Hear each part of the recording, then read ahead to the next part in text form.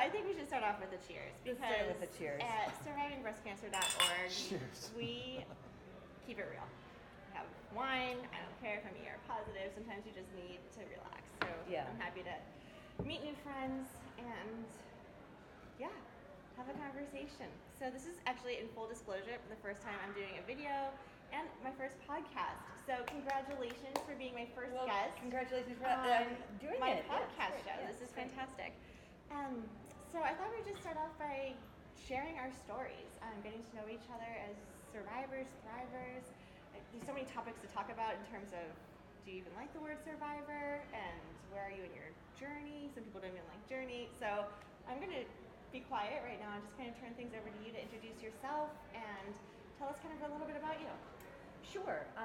I'll start with what you said, which is you're estrogen receptor positive. Correct. Which I am too. And so I'll start with the story. I think that's a good way to get to know people is with the story. So I was 39. I had 2 children, and I knew I'd been recently divorced, but I knew that I wanted a third. And my oncologist was like this farmer dude who like came in smelling like the cows that you just fed out in the morning. And I remember after the 4th chemo, he said, "Have you had your period, Miss Charlotte?" And I said, "Nope." And he goes, "Well, that's good because we need to put you through menopause, early menopause." And I was like, "All right, that's great news to hear." But I think he was like an artist, oncologist. I think oncologists are artists. And I love that metaphor. practice, yeah. I mean, you're practicing medicine. You're not perfecting medicine. You're a patient. You need to wait. And so, anyways, but then my period came back afterwards, and so he was like he was very funny. He's like, "So tomorrow you'll be popping on in there. We'll be whipping out those ovaries." And I was like, "Okay, okay." Yeah, so they Just like that, he just told yeah, you, like... yeah, and so they did the. Have you had an ovarectomy? I have not. I am on hormonal therapies. Yes. I'm on letrozole, one of the aromatase inhibitors, plus a Lupron shot, which actually suppresses the ovaries. So I'm pretty much thrown into medical menopause. Yeah. I mean, you might consider, the ovarectomy, they literally pulled the ovaries out through my belly button, and I was up at 4 o'clock the afternoon. I went for a 9-mile run the next morning. Post-surgery? Yeah, post of the ovarectomy. It's just Wow. laparoscopic. Amazing. So then Okay. so then I have very little estrogen in my body. I just have it from, I yes, I Whatever. do drink wine, but Oh my God, we all do. But We have to. Yeah, but Yeah. yeah. Excellent. So I want to begin with that, and then I don't like the word survivor because I've lost a bunch of friends, and I feel like so that makes me the winner, and I finished the finish line, and that they didn't. So I don't like that because it's like I'm somehow won the prize, and that they didn't. So survivor in the sense of these friends that you've lost were also breast cancer. Right. Women who've been diagnosed with breast cancer. Diagnosed after me, Okay. children my children's age, and I see their children now, and I'm like, Claire, you don't have a mom anymore. Your mom's not here anymore. So I just don't like the term survivor because I feel like, and people are like so happy that they're survivors. And I mean, I don't know of a better word. As an English professor, I don't know of a better word.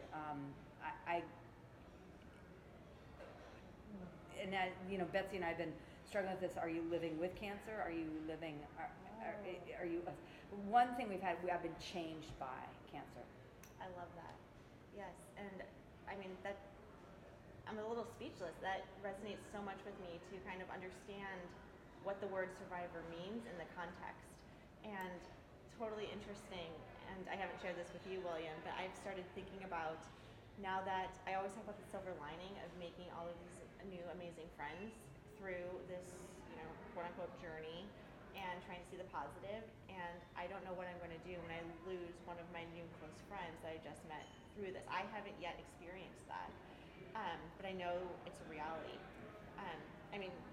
Cancer or not, no one gets out of here alive. And so just how do we have that narrative? How do we have those discussions? And it's a personal choice. Just like I would say, are you on hormonal therapies? Are you not receiving treatment? Are you choosing reconstruction or not? How are you calling yourself, and what are the titles we're self-imposing on ourselves?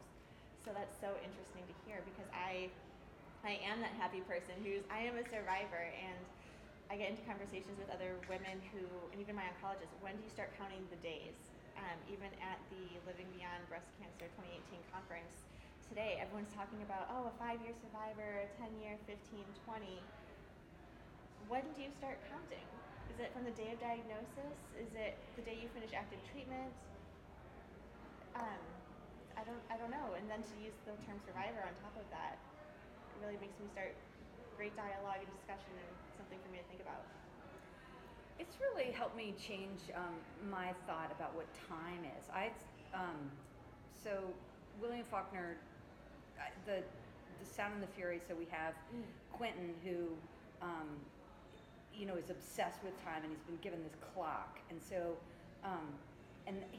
Faulkner was very obsessed with this guy named Henry Bergson, who was a philosopher in the 1800s, and he thought that there were two thoughts of what time is. One is mathematical time. So that is the fact that I met you today at, let's say, 11:09, and right now, let's say it's 5:29. Those are facts on the clock, and if we say we're going to do this interview for this amount of time.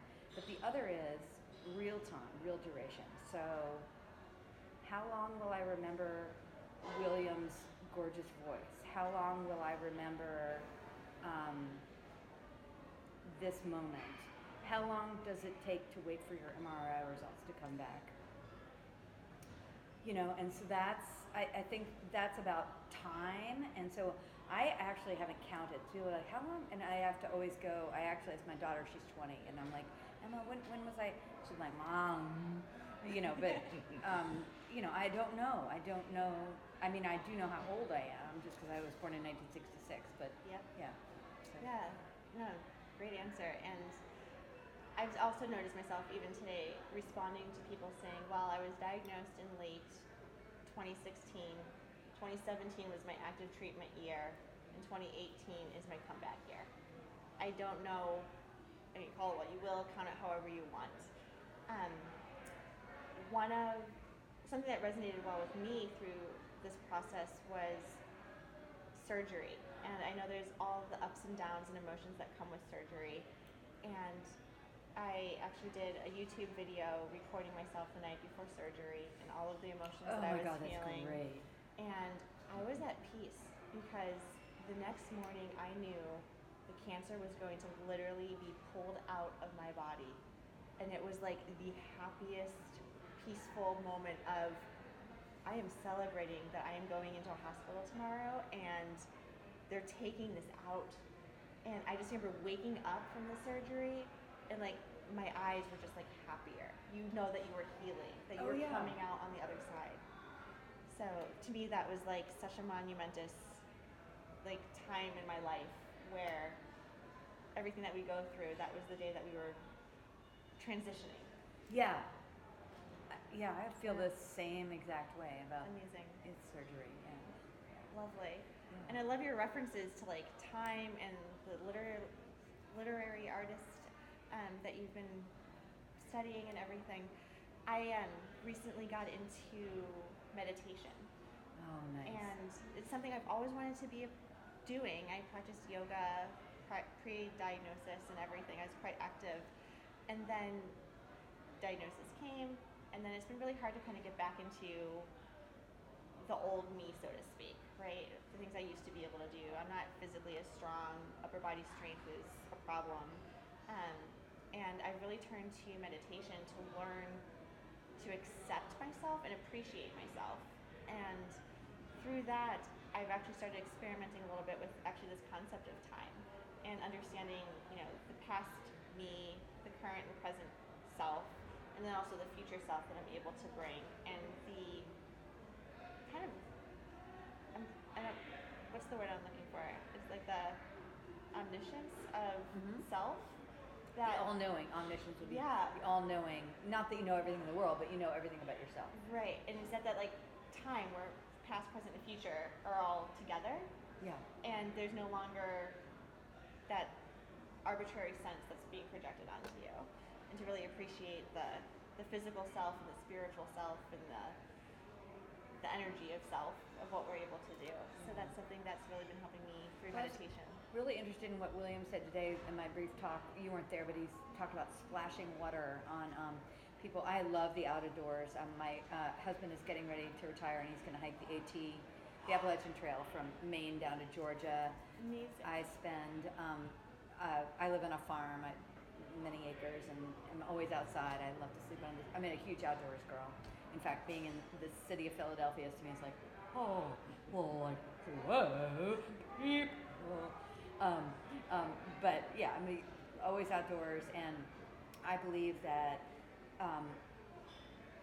what you were saying about, I think it's about spaciousness and the meditation. Like, so what does a river that has the power to overflow a bank, the power to bring us down, remind us of how we are powerful, but also subject to those forces? Oh my God, can I just comment on that? You have to read my blog. Did William tell you that we did a rafting trip? He did. He said that you'd done a rafting trip, and that some people were. It described very beautifully and tenderly how there was a person who couldn't literally get onto the raft, and then you guys physically got the person on the raft with great grace and respect. But then there was fear of the water, and then I think like, let's just be in the water because Yes. you're safe. Yeah. Yep, exactly. And when I was preparing my blog, it's kind of like the unpacking of this amazing weekend that I just had with all these breast cancer survivors, or those living with cancer. And however we call it. Yeah, I'm not saying. Yeah, I mean, I call it all the time. Absolutely, and yeah, me too. So we're working on diction in the narrative. But the blog that I was writing was this juxtaposition of we're going down this path of treatment, and whether you had neoadjuvant chemotherapy or surgery or adjuvant chemotherapy, hormonal therapies, or if you're triple negative and don't need hormonal therapies, radiation, etc. There's this path that is just taking us to the next place. Like a river. And I was on this raft trip with these 30 women, and the water was just like, and here we go. And I did not have a choice, but we were getting in the rapids, and you were getting what a wet. metaphor for it all. And you're going through like the valleys of the mountains, and it was just like Mother Nature was always stronger. There is some bigger force out there that is just moving us along, and we have to be part of that. We are in that moment. And to me, it was just like the power of these women and the power of nature together on a raft was like, absolutely, this is it. Like, you can't mess with this. Yeah. Because we got the water, the mountains, nature, hello. And it was amazing. So I totally agree that you're like, if you're on the farm and outdoorsy, and just there's something about being in nature that's healing and therapeutic, and I truly believe that is a complement to the Western medical care that we're getting. Yeah, I do too. Yeah, it's definitely a compliment to the Western medical care, which I do think is sometimes we're pigeonholed, and it's like, did you do which of the 9 A B C D E F G H I J K did you do? And you know, it sounds like we're kindred spirits and that we're not A B C D people, but it's like, well, you know, I've got to probably this is a good idea. Yeah. And so, but then how do you make that be something that I can do something better around it. Yeah, there's a purpose, and absolutely. So I was talking in my thing today about the thin spaces. So in the north of Scotland, where you're up in the islands near Oban and stuff, where there's all the Scotch distilleries, a lot of people believe that you go. I mean, it's north of Inverness, and they believe that it's like a thin place, so a place where this world and the next world. And some people go there for sort of this sense of, and I feel like that's a gift that cancer's given me. Like, I don't give a flying fuck like about all the superficial stuff. And then, so I feel like I've been given this gift of like, and William was telling me today that like you've been out in the like, do you want to see it? And I've actually tried to be a model for an art class at a not UVA but a different university, and they're like, there was a poster for like art model, live models needed. I'm like, I don't have delusions of like flawless skins but I'm like, wouldn't this be cool? Like, absolutely. This is $57,000. Like, do you want to see it? And they're like, oh no, it would just be too shocking. I'm like, oh, so meanwhile we're gonna sell pink ribbon keychains. Right. You know, it's And you're teaching the artist not to be able to yeah. They express. said I couldn't. They didn't want me as a naked model. That it would be too shocking to see my scars. My jaw just dropped for those listening. Like, wow. Yeah, it was not UVA, by the way, in case this is. Yeah, but I think it's part of the education. Yeah. Right? And not everyone is ready to embark on the reality that we're living with. And I'm going to mess up the quote, but it was a beautiful quote that someone told me about friendship. So when I was diagnosed with breast cancer, unfortunately, I lost some friends with this. And me too. Yep. Oh, cheers to that, girl. Cheers and we to make that. new ones. Yeah. So I love you already. This is amazing. Yeah.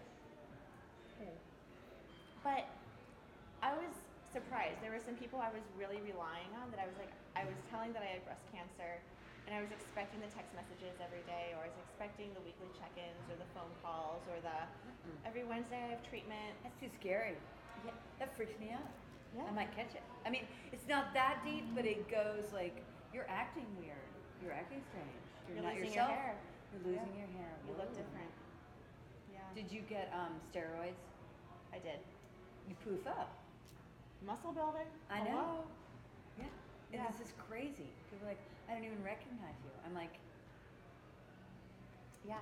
Bloated. yes, what? Different. I have a picture of me passed out in the infusion chair, sleeping because of the pre-chemo drugs that they Right. give you. And then the next day, because of the steroids, I'm running 3 miles. And I'm like Wonder Woman because I have so much freaking energy. I'm cleaning the house. Right. And then, yep. Yeah. And then day 3 and 4, after the steroids were off, and you actually have the side effects of the chemotherapy, you're dead. Yeah. Yeah. And so this quote that this woman was telling me was, because I was really sad that I lost people, but also people came out of the woodwork. Friends that I'd never thought would, like, even cared about me were, like, in my business all the time, checking in constantly, and for that I am forever grateful. And what helped me, again, I think through the meditation, I also met a great community of people through meditation, and I'm still in practice and learning. Great. And I've only really been doing it consistently for 3 months. But I have to say the transformation from 3 months is night and day. Whole new podcast for meditation. Yeah. We'll do a new one, folks. Yeah. But in terms of journey, not everyone can be on the journey with you. And it is okay that people in your life have come with you to this point, and that's when they let go and you go forth on your own. And it was just such a, like, it made so much sense to me that, like, people can only be with you for so long. Again, space, time, connection, everything. Right. And it really resonated and made me feel like the acceptance of, that's okay. And not everyone can do this. I'm so glad you came that far with that. I still mourn the loss of a couple friends who. Yeah. And look how far you've come. Like, with everything that you're doing and coming out there and being able to advocate and be a model and share your experiences. Not everyone can do that. William and I actually have a neighbor who's, I think, in her 80s, maybe 70s, 80s, I'm not quite sure. But for the first time, I understand when she got diagnosed with breast cancer, she kept it very close to the vest. No one talked about it. And we had one of our survivors and friends meet and greets, and she came, and she's a 20 plus year survivor, and she was chatting it up with everybody. And this was like the first time she was like coming out and like sharing about, this is an 80-year-old woman talking about like her lopsidedness of her boobs, like talking about mastectomies and reconstruction, and like she was in her element because she went through this, and there was finally an outlet for her to express. Yeah, and I think that's. Yeah. So tell me a little bit more. So you guys are running a couple of outdoor. God was so struck by his handsomeness, and we were wondering why there was such traffic at the table. had to stop and flirt a little bit with your guy. Don't worry, I'm married. Everyone has to, no worries. So survivingbreastcancer.org was founded just over a year ago. We're a new nonprofit, and the whole premise is really based on my own experience of there is a ton of support out there for you when you're going through treatment, financial assistance, getting rides to and from therapy, etc. I mean, there's some great organizations out there. And when I Googled young breast cancer survivor in my city to try and find connection, I couldn't. And I found so many obstacles of, oh, well, here's the support group. But the support group was really negative, and it really was for all cancers, not just breast cancer. Right. Or there was support, but it met on Tuesdays at 6 p.m., so if you aren't feeling well, you can't come, right? Because it didn't fit in your schedule. So we just started organically bringing people together through social media, through an online community, and really based on the online community has really driven our business, because if you're from Philadelphia, we're here in Philadelphia at a conference hosting a meet and greet the next day at a restaurant to bring and convene people together. If we're going to Chicago next weekend, we're going to be in Atlanta. We did some events in San Francisco. Colorado and Texas are on our radar. So the point is, if you're in part of our community and there is a need, we're there with you wherever you are. And whether it's me personally or one of our members of the community who's an ambassador in the region, we have a speakers bureau. There's a lot of ways to be engaged in what we're able to do. And then through fundraising and grants, we're able to then eventually, as you're mentioning, bring people to the outdoors, because that's such a healing element. Yeah. And we want to, so the vision long term that we haven't actually been able to execute just yet, but is in the making, are these weekend retreats, whether we take people whitewater rafting or hiking in the mountains or out west, out east, etc. To have experiences and really live life and celebrate life to its fullest in that moment. That's so great. I'd love for you to be able to see our trailer to our movie. Yes. Do you want to look at that, or do you want to finish up this first? Yeah, no, we can finish this quickly. I wanted to, or not even quickly, I wanted to talk about the book that you wrote and the role writing and poetry has played as part of your recovery, and talk more a little bit about like the therapies that you found to be comforting as you were going through all of this. So for me, writing has been. I don't know what I did with my first. I think I have your book actually in my. Okay, great. Yeah. And this is not. This is a book of the women's work. All of the women in our. I'm a poet with 3 books of my own, but this is a compilation of all of the women who were in our writing workshops. And so maybe I'll just read you. So we also have group poems where people have written them. Oh, wow. But also, I think some of it is about the biography. So Mitzi's biography here is, Mitzi's always been drawn to the arts. She sang with the Oratorio Society. She was an elementary school teacher. And when Mitzi experienced a recurrence of breast cancer in 2016, joining a writing workshop with other women was a natural fit. In remission and natural retired, she's enjoying life with her husband and looks forward to the next chapter. And then this is a group poem that came out of where I run these workshops and I invite people. I did it, that's what I did today for a few minutes, 75 minutes. So this poem is called Lowlands of My Life. I'll paint the sky beacon gray, then be still and quiet. It feels like nothing in here, and clouds rise like smoke, carry me through the stormy discord. There I'll meander. Bring me news of what has happened, of clean linens, of dishes being washed. As night falls, I listen, curious, a new state of mind, insistent. Sheer curtains blow. I both want them and not. Rejoice, I can mess up and then start all over again. So I think sometimes writing can say what you can't. I mean, I'm a total idiot at talking. Like, I'm always like, oh, do you want to see how I'm going to fist in my mouth? First in one look. Right. I just bring chemo brain for everything yeah, these days. I can't talk, but I can write, and I think that other people can write as well. And so, Beautiful. Well, absolutely. So I think we'll conclude here, and then thank you obviously, so much for your time. Oh my God, likewise. And then obviously pick it up, because I feel like the conversation is just going to continue with the videos and everything else that you're promoting, and right away my brain is thinking like, you're coming to Boston, we're doing a writing workshop. Like, I'm flying you. You're part of the organization now. That Thank you. sounds great. And welcome to I would love our it. community. Thank you. Yay! Thank you. Thank you, William. Awesome. That was awesome. That Oh. was incredible. Thank you for that call. Sure. Oh my That God. was terrific. I'm a beat poet follower. I love Oh, you like- Snyder and Kerouac. Oh God. And, Do you like Fernandez. Stafford? Yeah, we went to San Fran this summer after Yosemite and Big Sur. Sur, yeah. And who was that? Lawrence Brad